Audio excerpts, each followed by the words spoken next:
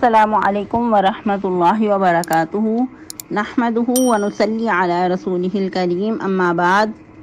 امید کرتے ہیں آپ تمام سسٹرز خیر و عافیت سے ہوں گی اور ایمان کی بہترین حالت میں ہوں گی۔ اللہ رب العزت سے دعا ہے آپ کی طرف ہر بڑے والا شر خیر میں بدل دے، آمین آمین۔ پیاری سسٹرز، ہم لوگ سورۃ المائدہ کی آیہ مبارکہ 145 تک تفسیر اور آیہ مبارکہ 147 تک ٹرانسلیشن کر چکے تھے۔ آج مزید ایک آیہ مبارکہ کی ٹرانسلیشن کریں گے اور تفسیر کا لیسن آیہ مبارکہ 46 سے سٹارٹ کریں گے۔ رب اشرح لی صدری ویسر لی امری واحلل عقدۃ من لسانی یفقہوا قولی اللہم بارک لنا فی اوقاتنا اللہم فقہنا فی الدین اللہم انی اسألک الہدی والتقی والعفاف والغنی اللہم الہمنی رشدی وأعذني من شر نفسي أعوذ بالله من الشيطان الرجيم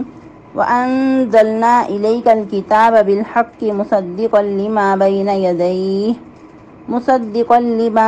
يديه من الكتاب ومهيمنا عليه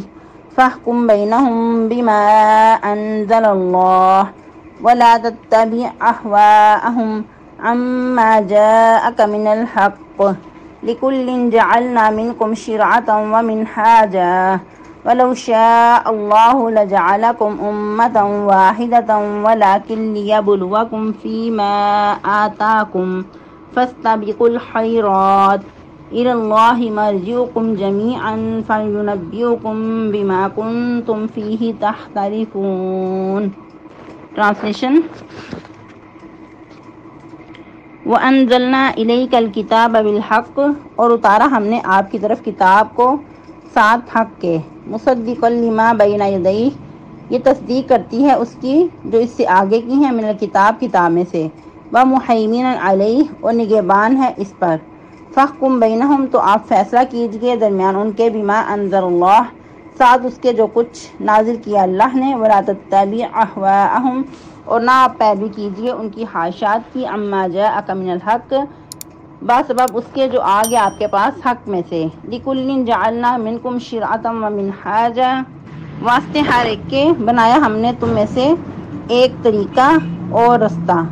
وَلَوْ شَاءَ اللَّهُ، اور اگر چاہتا اللہ تعالیٰ، لَجَعَلَكُمْ أُمَّةً وَاحِدَةً، البتہ کر دیتا تم کو ایک ہی جماعت، وَلَكِنْ لِيَبْلُوَكُمْ فِيمَا آتَاكُمْ، اور لیکن وہ آزمائے تم کو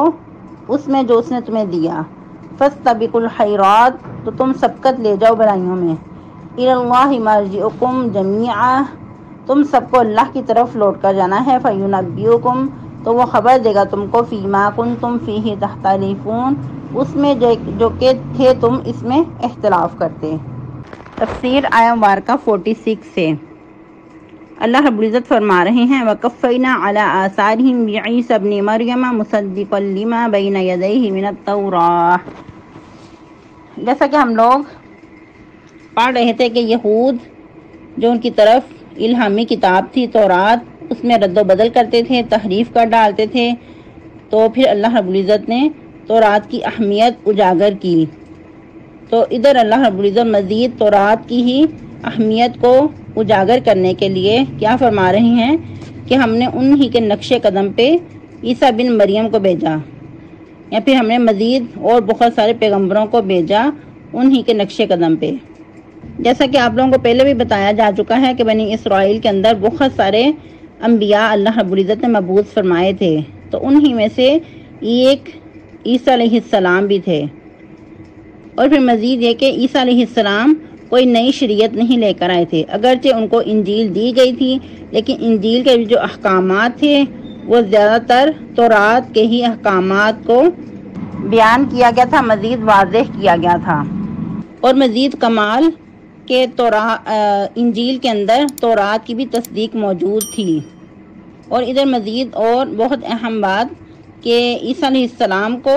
مریم کی طرف نسبت دی گئی ہے، کیا کہا گیا، عیسیٰ ابن مریم، عیسیٰ کے یعنی کہ عیسیٰ بیٹے ہیں مریم کے،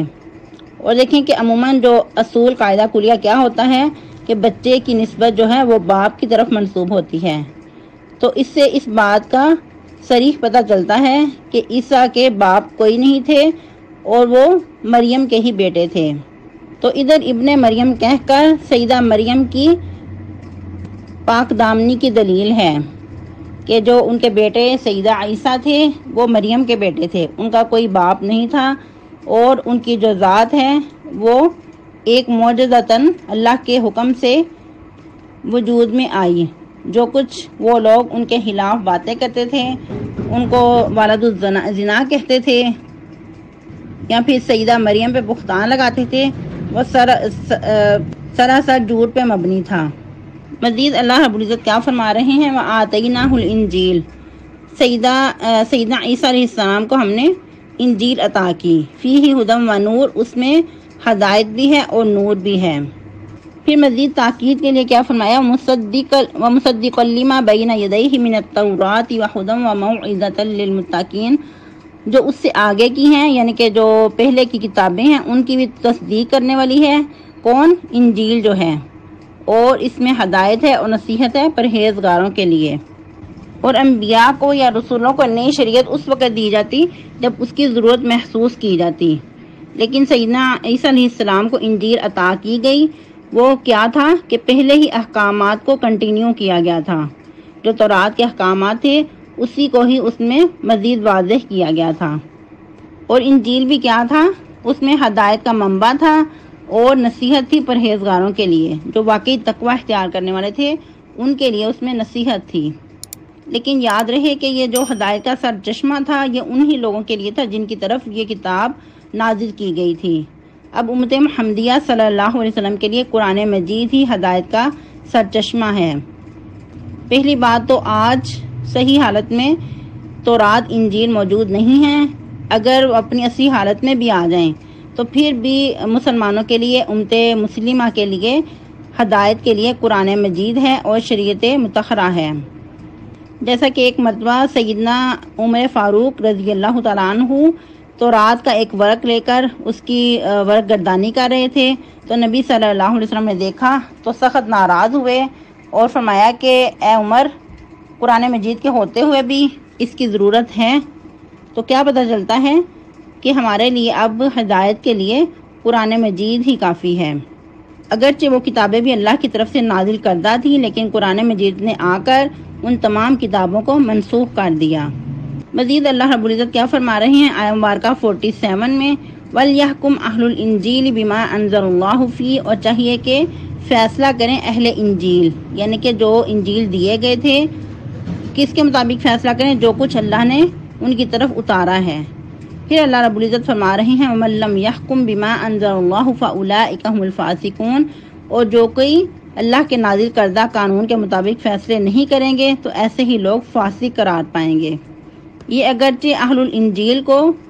کہا جا رہا ہے، لیکن قاعدہ کلیہ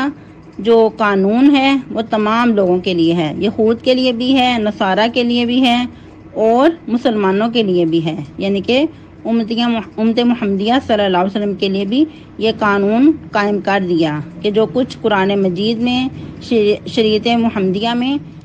نازل کی فرمایا گیا ہے، اگر اس کے مطابق اپنے معاملات کو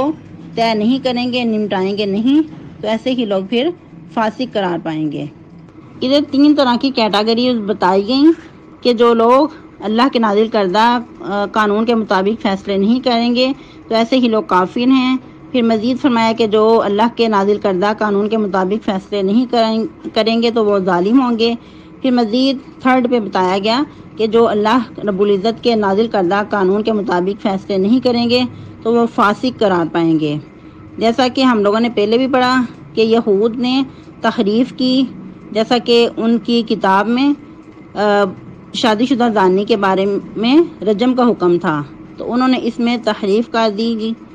تو یہ سراسر کفر ہوا۔ تو پھر مزید ہم نے کل کے لیسن میں پڑھا کہ بنو نذیر نے بنو قریظہ سے دگنی دیت لی، تو یہ عدل و انصاف کے خلاف ہوا، تو ایسا ان کا کرنا ظلم قرار پایا۔ پھر مزید جو اس سے بھی آگے کا گناہ ہوگا تو ایسا گناہ پھر فسق قرار پائے گا۔ الغرض کے تینوں طرح کی کیٹیگریز جو ہیں وہ اللہ تعالیٰ کے احکامات کے خلاف ہیں۔ جو بھی ان کے خلاف چلے گا تو وہ کافر، فاسق اور ظالم قرار پائے گا۔ اب مزید ان آیہ مبارکہ کو دیکھ لیتے ہیں۔ کچھ احادیث مبارکہ کی روشنی میں بھی، جیسا کہ ہم نے پہلے بھی پڑھا کہ تمام انبیاء اور رسول کا جو دین تھا وہ ایک ہی تھا، یعنی کہ جو عقیدہ تھا وہ توحید کا ہی تھا۔ باقی مزید وقت اور حالات کے تحت شریعتیں بدلتی رہیں، احکامات بدلتے رہے۔ اس میں سیدنا ابو ہریرہ رضی اللہ تعالیٰ عنہ فرماتے ہیں کہ آپ صلی اللہ علیہ وسلم نے فرمایا، میں سب لوگوں سے زیادہ عیسیٰ بن مریم کے قریب تر ہوں۔ ویسے بھی سیدنا عیسیٰ علیہ السلام نے نبی صلی اللہ علیہ وسلم کی بشارت دی تھی، جس طرح کہ قرآن کے ایک مقام پہ آتا ہے وَمُبَشِّرًا بِرَسُولٍ يَأْتِي مِن بَعْدِهِ اسْمُهُ أَحْمَدُ فَلَمَّا جَاءَهُم بِالْبَيِّنَاتِ قَالُوا هَذَا سِحْرٌ مُبِينٌ۔ سیدنا عیسیٰ علیہ السلام نے کیا فرمایا، اور خوشخبری دیتا ہوں ایک رسول کی جو میرے بعد آئیں گے، جن کا نام احمد ہوگا۔ لیکن کیا ہوا، جب وہ آئے ان کے پاس روشن دلائل لے کر تو وہ کہنے لگے کہ یہ تو کھلم کھلا جادو ہے، استغفر اللہ۔ پھر مزید نبی صلی اللہ علیہ وسلم نے کیا فرمایا کہ تمام انبیاء اللاتی بائی ہیں، یعنی کہ جن کا باپ تو ایک ہے اور مائیں مختلف ہیں۔ اور پھر فرمایا کہ میرے اور عیسیٰ کے درمیان کوئی پیغمبر نہیں ہے۔ اور جیسا کہ آپ پہلے بھی پڑھ چکے ہیں کہ سیدنا عیسیٰ علیہ السلام اور محمد رسول اللہ صلی اللہ علیہ وسلم کے درمیان 600 سال کا فرق ہے، یعنی کہ 6 صدیوں کا فرق ہے، اور اس دوران کوئی نبی، کوئی نئی شریعت نہیں آئی تھی، اور لوگ اسی شریعت کے پیروکار تھے، اور کچھ لوگ سیدنا ابراہیم علیہ السلام کے پیروکار تھے۔ جس طرح کے تمام جو لوگ تھے وہ ابراہیم علیہ السلام کو اپنا امام تسلیم کرتے تھے۔ آج کے لیے اتنا ہی کافی ہے، مزید نیکسٹ آیہ مبارکہ پڑھیں گے اس سے ریلیٹ کر کے، تو مزید احکامات اور اس آیہ مبارکہ کی تفصیل واضح ہوگی۔ سبحانک اللہم ربنا وبحمدک نشہد ان لا الہ الا انت نستغفرک ونتوب الیک۔ والسلام علیکم ورحمۃ اللہ وبرکاتہ۔